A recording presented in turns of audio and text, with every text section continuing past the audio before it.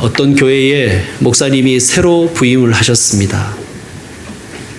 근데 목사님이 첫 번째 설교에서 너무 긴장을 한 나머지 막 목소리가 기어 들어가는 거예요.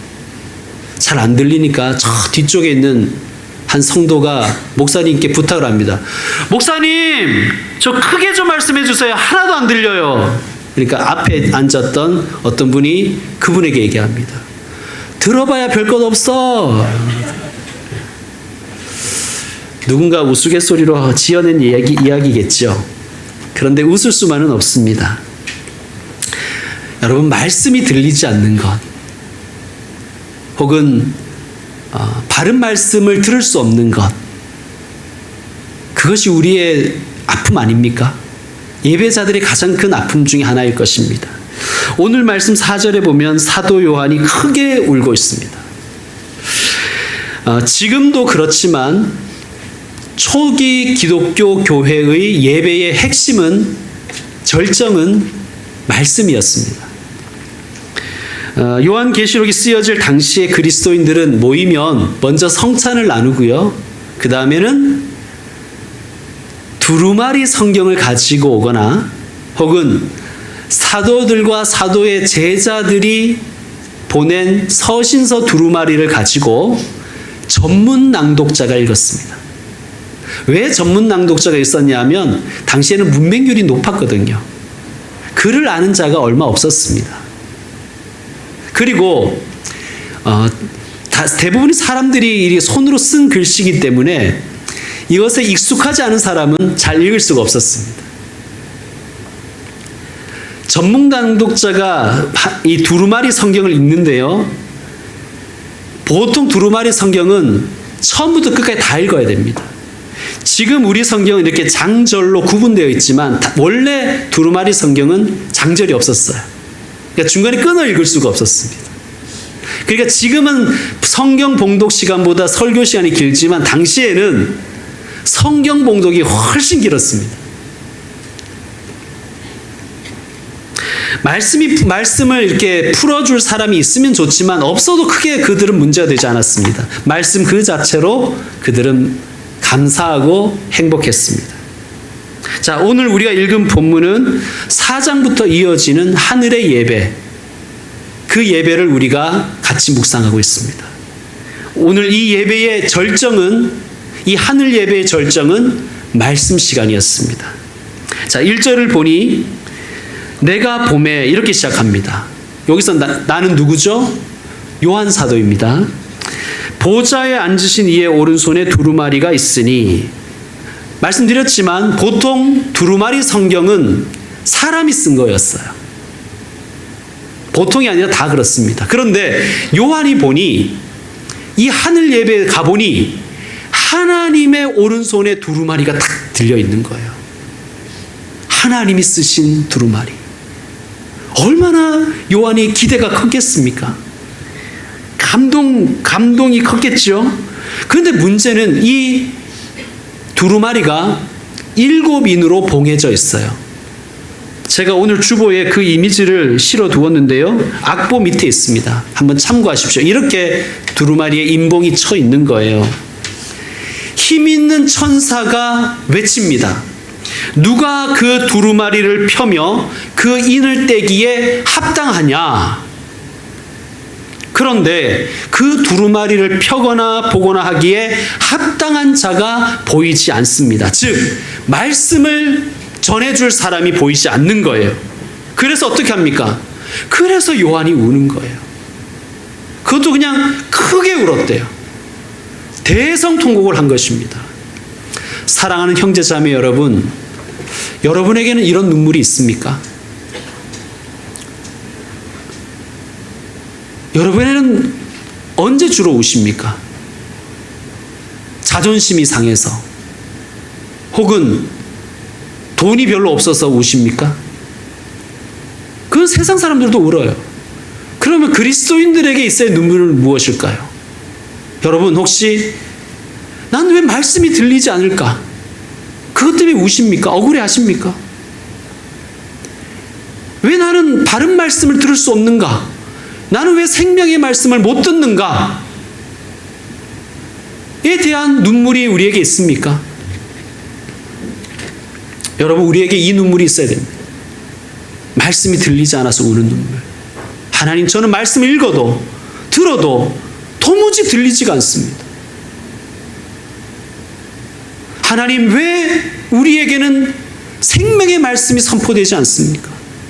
여기에 대한 눈물이 저와 여러분에게 있기를 원합니다.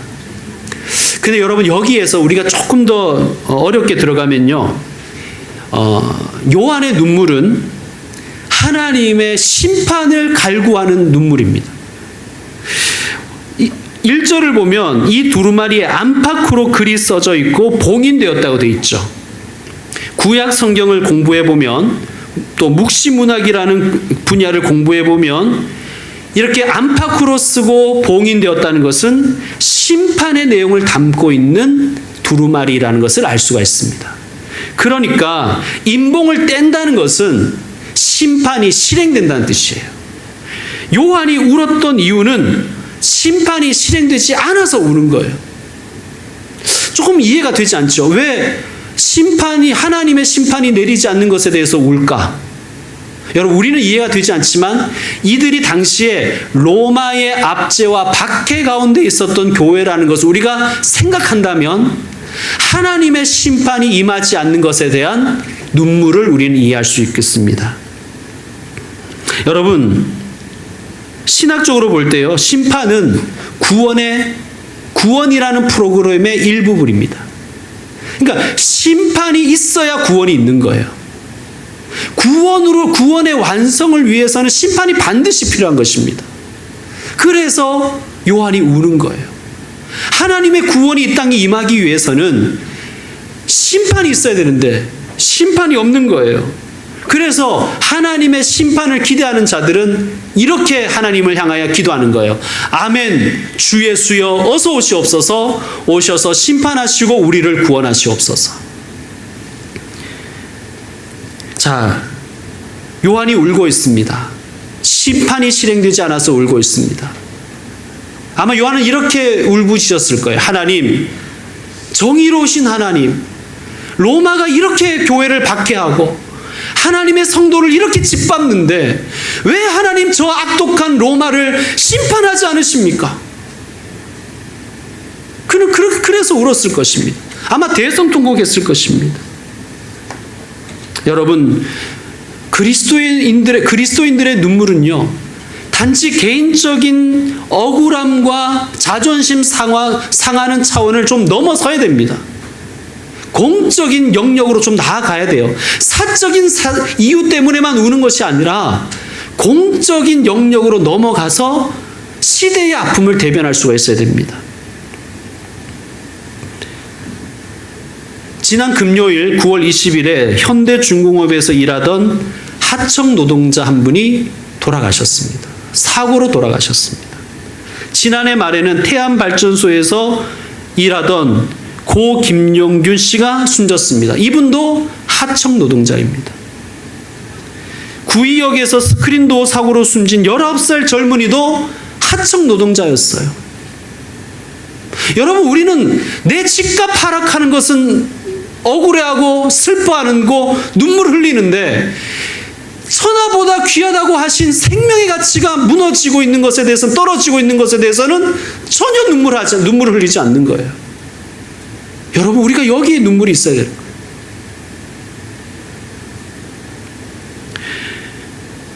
예수님은 한 생명이 천하보다 귀하다고 하셨는데 이 시대는 어떻습니까? 위험을 외주화하면서 그것을 효율 경영, 비용 절감이라고 그렇게 축켜 세웁니다. 3명이 해야 할 일을 2명에게 시키고 5시간 동안 해야 될 일을 4시간 안에 하라고 그렇게 강요하면서 그것을 오히려 경영을 잘하는 것이라고 이야기합니다. 여러분, 이런 시대에 그런 낮은 곳에 있는 분들에 대한 그런 눈물과 그분들을 대변하는, 그 시대의 아픔을 대변하는 눈물이 우리 교회와 우리 성도들에게 있어야 되는 거예요. 요즘에 그 조국 장관 딸이 입시 부정 의혹 때문에 많은 사람이 분노하죠. 그리스도인들도 분노합니다. 여러분, 그런데 우리가 정말 더 분노해야 될 것은 이 사회가 학벌 사회라는 것에 우리는 사실 분노해야 되는 거예요. 그리스도의 분노는 거기에 있어야 되는 거예요. 물론 입시 경쟁에 대한 불공정함에 대한 분노도 우리에게 있어야 되지만, 하나님 왜 이 땅에 많은 아이들을, 이 땅의 다음 세대를 성적으로 줄 세웁니까? 왜 학교로 줄 세웁니까? 여기에 대한 눈물이 우리에게 있어야 되는 거예요. 정의로운 눈물이 우리에게 있어야 되죠. 아이들이 겨울이 되면 패딩을 그렇게 입는다 그러잖아요. 패딩 원래 이게 아웃도어 아닙니까? 아웃도어. 왜 그렇게 입냐니까 학교 교육이 산으로 가서 다 아웃도어를 입고 학교를 간다는 거 아닙니까? 등산하려고 다 산으로 가는 거예요. 여러분, 학교가 무너지는 것에 대한 눈물이 있어야 되는 거예요.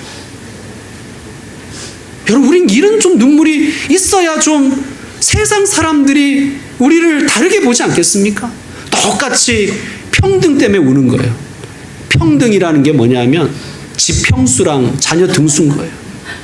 자기 집 평수가 남보다 작다는 것 때문에 울고, 내 아들 딸의 등수가 남보다 다른 집의 아이들보다 낮다는 거, 그것 때문에만 울면 우리가 교회 다니는 이유가 뭐가 있어요?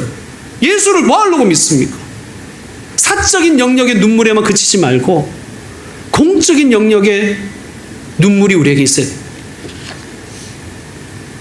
여러분, 하나님은 이 땅에 고아와 과부와 나그네들을 사랑하십니다.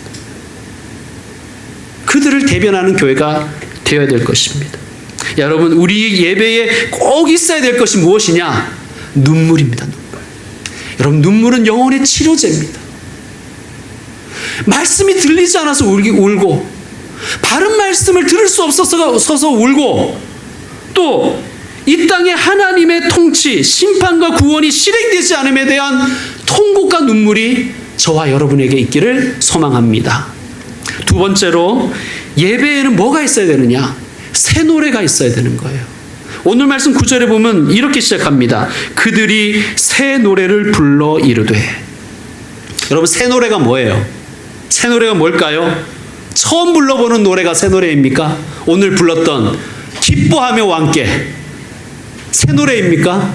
낯선 노래, 새 노래일까요? 그렇지 않습니다, 여러분. 새 노래라는 것은 시간적인 개념이 아니라 질적인 개념인 거예요. 새 노래는요, 하나님 나라 백성, 즉 구원받은 사람들이 부르는 노래가 새 노래예요. 하나님 나라 백성들이 부르는 노래. 여러분, 우리 대한민국 그리고 한민족을 대변하는 노래가 뭐가 있겠습니까? 여러분, 이 나라와 이 민족을 대변하는 노래를 꼽으라면 여러분 어떤 노래를 꼽으시겠어요? 아리랑. 이분이 이게 아주 훌륭하신 분이세요. 설교를 미리 들은 건 아닌데 아마 다 동의하실 것입니다. 아리랑입니다. 이 헐버트라는 선교사가 있는데요, 아리랑을 최초로 서양식 악보로 옮긴 분이십니다. 이분이 이렇게 말했어요. 아리랑은 한국인에게 쌀과 같은 존재다. 아리랑은 한민족을 대변하는 노래라는 거예요. 즉, 새 노래는 하나님 나라를 대변하는 노래, 하나님 나라 백성의 마음을 대변하는 노래가 새 노래입니다. 그 내용, 그 가사를 한번 보십시다. 9절 한번 여러분 읽어주십시오. 9절 새 노래 한번 읽어주십시오. 시작.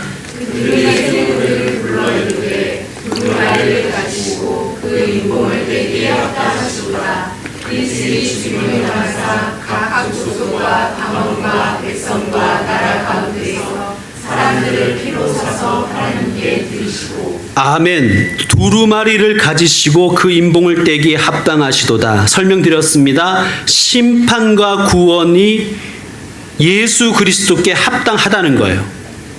그러면 왜 예수님이 심판주와 구원주로서 합당하신가? 일찍이 죽임을 당하사. 십자가입니다. 그러니까 십자가를 찬양하는 것이 새 노래인 거예요. 여러분, 그런 십자가가 누구를 위한 거예요? 나를 위한 것이죠. 우리를 위한 것이죠. 저와 여러분을 위한 것입니다. 일찍이 죽임을 당하사 사람들을 피로 사서 하나님께 드리려고. 예수님이 십자가에 죽으신 이유는 죄에 팔린 우리를 구원하시기 위한 것입니다. 우리는 죄 때문에 사탄의 노예로 팔렸습니다. 사탄의 종으로 팔려버린 거예요. 그 값을 지불할 능력이 우리에게는 없는 거예요. 그래서 예수님이 대신 값을 지불해 주셨습니다. 그것이 예수님의 핏값인 거예요. 여러분, 저와 여러분은 예수님의 핏값으로 이 자리에 있는 것입니다. 구원받은 것입니다. 원래 우리가 이제 구원이라는 단어 외에 구속이라는 단어를 많이 쓰잖아요. 원래 이 구속이라는 단어는 상거래 용어였다 그래요. 이런 거 주로 이때 많이 썼답니다.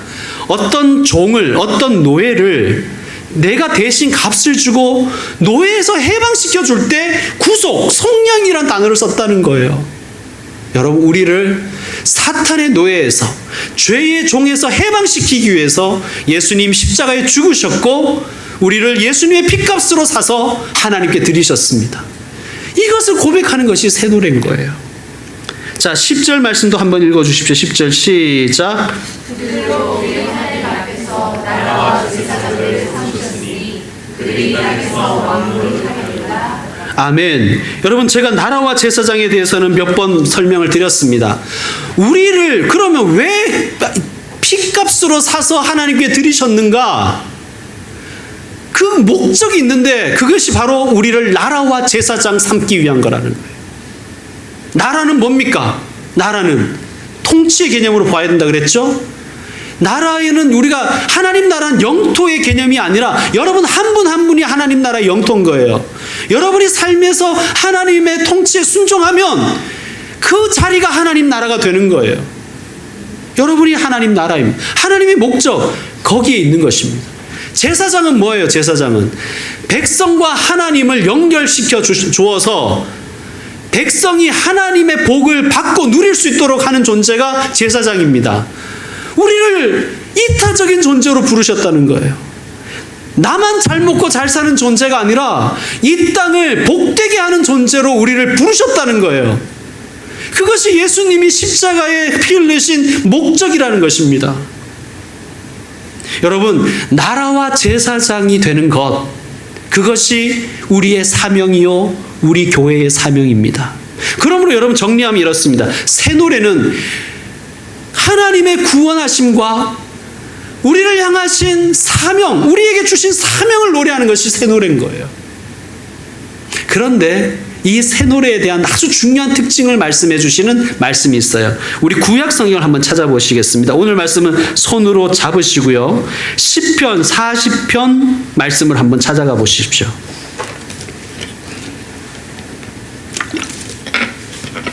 성경은 대충 중간을 넘기시면 시편이 나옵니다. 시편 40편. 시편 40편 1절에서 3절 우리 다 같이 한번 읽겠습니다. 시편 40편 1절에서 3절 시작. 내가 여호와를 기다리고 기다렸더니 귀를 기울이사 나의 부르짖음을 들으셨도다. 나를 기가 막힐 웅덩이와 수렁에서 끌어올리시고 내 발을 반석 위에 두사 내 걸음을 견고하게 하셨도다.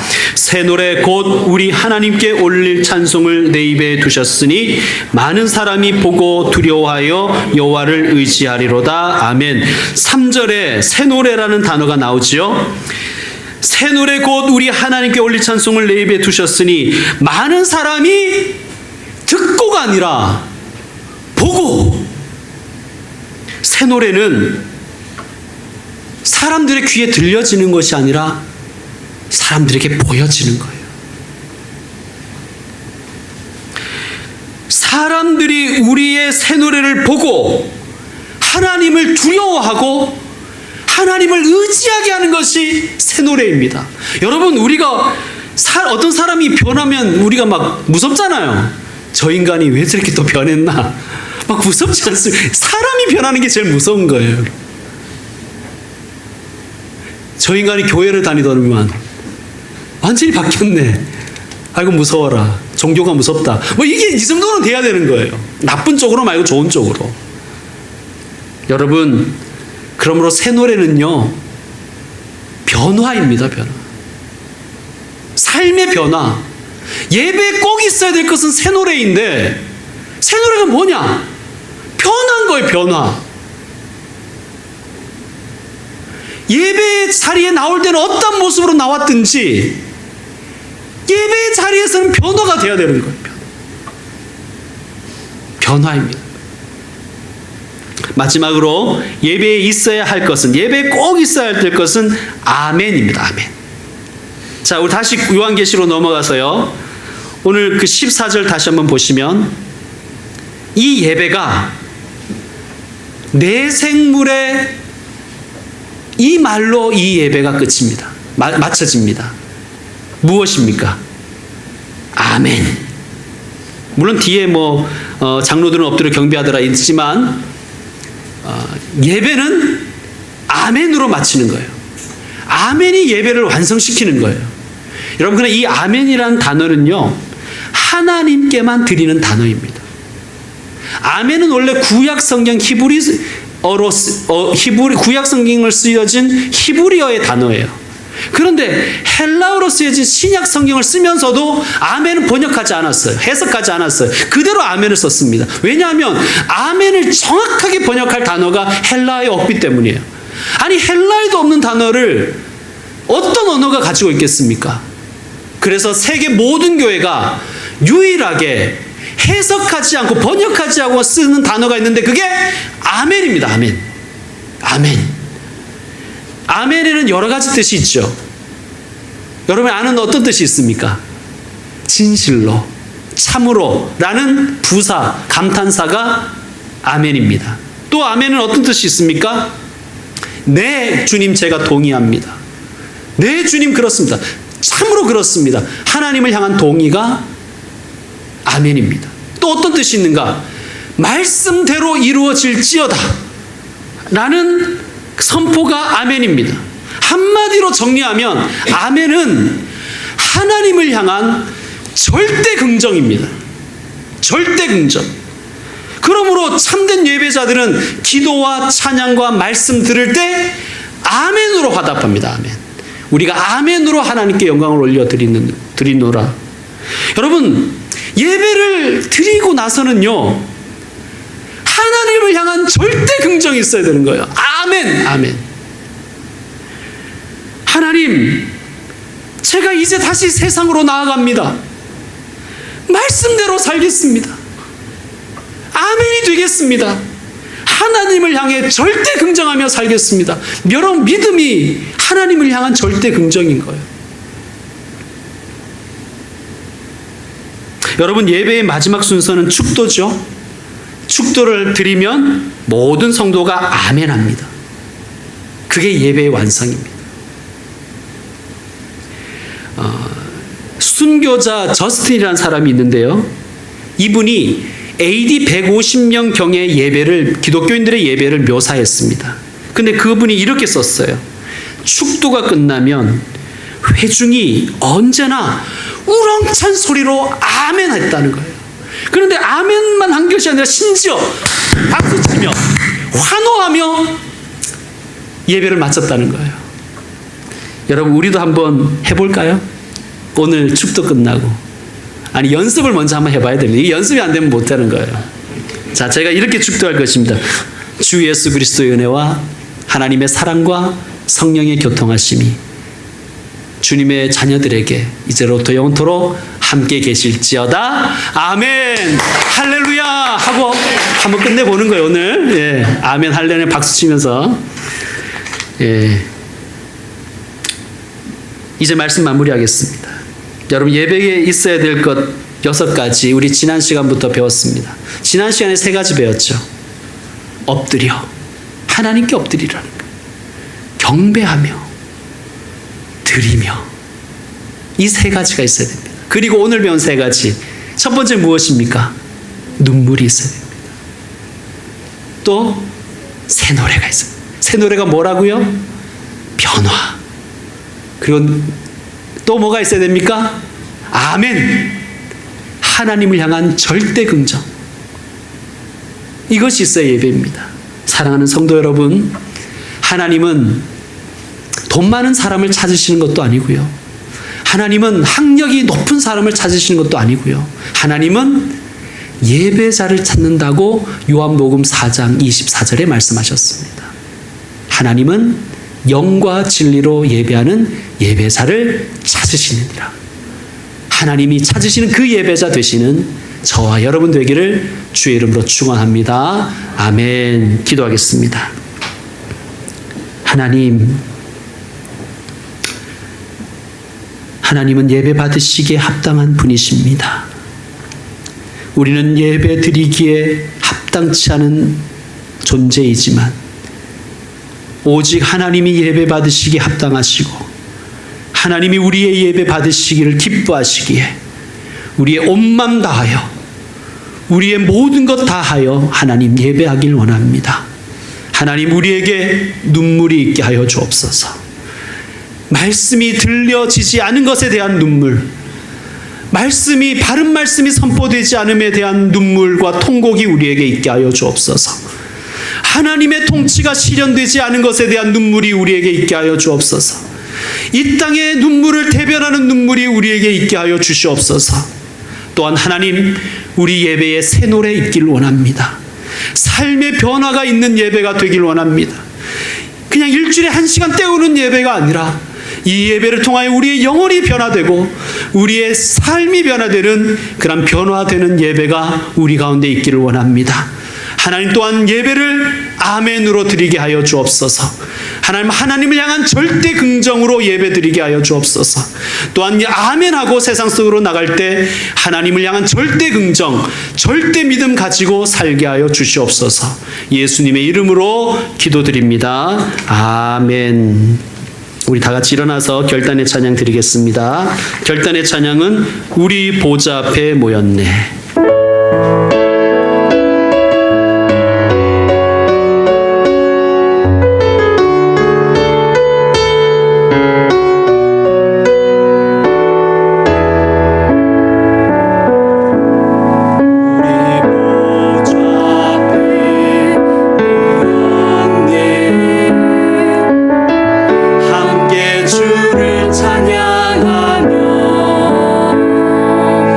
하나님의 사랑